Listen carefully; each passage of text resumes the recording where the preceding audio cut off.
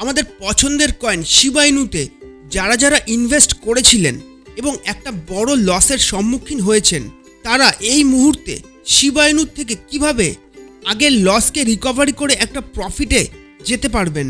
Elon মাস্কের একটা বড় পদক্ষেপের কারণে মার্কেটে কিন্তু অনেক কটা কয়েন ডিলিস্ট হতে চলেছে এবং যারা যারা এখানে ইনভেস্ট করেছেন অবশ্যই কিন্তু সেই কয়েনগুলোর থেকে আপনারা ইনভেস্টমেন্টকে তুলে আনবেন। আগামী কিছু দিনের মধ্যে পেপে কয়েনের ভবিষ্যৎ এক্স্যাক্টলি কি হতে চলেছে, এই সব তথ্য নিয়ে আবারও চলে এলাম আপনাদের সামনে। হ্যালো ফ্রেন্ডস, শেয়ার ক্রিপ্টো চ্যানেলে আপনাদের সবাইকে স্বাগত। বাংলায় একটাই চ্যানেল যেখানে আপনারা শেয়ার মার্কেটের পাশাপাশি ক্রিপ্টো মার্কেট পেয়ে থাকেন। শিবা ইনুতে এই মুহূর্তে আমরা কিভাবে কত টাকা অবধি প্রফিট জেনারেট করতে পারি, তবে তার আগে আপনাদের কাছে একটাই রিকোয়েস্ট, এই একটা জিনিসই কিন্তু আমার চ্যানেলকে বাঁচিয়ে রাখে এবং আমাকে প্রচণ্ড পরিমাণে মোটিভেট করে। প্রথমেই চলে যাব শিবা ইনুর দিকে। মার্কেটে যখন এই কয়েনটা লিস্টিং হয়েছিল তখন একটা বিশাল হাইপ কিন্তু শিবা ইনুর মধ্যে আমরা দেখেছি এবং প্রায় প্রত্যেকেই কিছু না কিছু অ্যামাউন্ট এই কয়েনের মধ্যে ইনভেস্ট করেছি। কিন্তু যখনই শিবা ইনুতে আমরা ইনভেস্টমেন্ট করি সেখান থেকেই কিন্তু শিবা নিচের দিকে আসে। এই করে করে প্রায় অনেক মানুষেরই পোর্টফোলিওতে শিবা ইনু কিন্তু একটা ভয়ানক মাইনাস রিটার্ন দিয়ে এসেছে। কিন্তু এই মুহূর্তে যদি আমরা শিবা ইনুর চার্টটাকে একটু দেখি, প্রায় 4.068 পর থেকে শিবা ইনু কিন্তু একটা ভালো পাম্পিং দিয়েছে 4.073 অবধি। কিন্তু এখান থেকে শিবা ইনু আরেকটু নিচের দিকে আসার প্রবল সংকেত আমাদেরকে দেখাচ্ছে, কারণ মার্কেট কন্ডিশন এখনো পর্যন্ত কিন্তু স্টেবল হয়নি। যদিও এসিসির চিন্তা মার্কেট থেকে অনেকটাই সরে গেছে, তা সত্ত্বেও মার্কেট কিন্তু তার মাটি শক্ত করতে পারেনি। যদি শিবা ইনু 4.07 অবধি আসে, আমরা কিন্তু এই জায়গায় শিবা ইনুকে বাই করতে পারি। তবে আমাদের বাইং ক্যাপিটালটা খুবই কম হবে, অর্থাৎ $50 কাছাকাছি। এবং যারা যারা ফিউচার ট্রেড করেন তারা 25x এর বেশি কিন্তু লেভারেজ কখনোই ইউজ করবেন না। তার পরের একটা লেভেলে আমরা শিবাকে আরেকটু বেশি পরিমাণে বাই করতে পারি, সেটা হচ্ছে 4.066। এবং আমাদের এখান থেকে শিবা ইনু কিন্তু একটা বড় বাউন্স ব্যাক খুব শীঘ্রই দিতে চলেছে। পরের টার্গেটটা কিন্তু প্রায় 4.077, অর্থাৎ 25x এ যদি আমরা ফিউচার ট্রেড করি, $40 বা $50 ইনভেস্টমেন্টকে প্রায় $85 থেকে $90 খুব সহজেই আমরা এখান থেকে উঠিয়ে আনতে পারবো।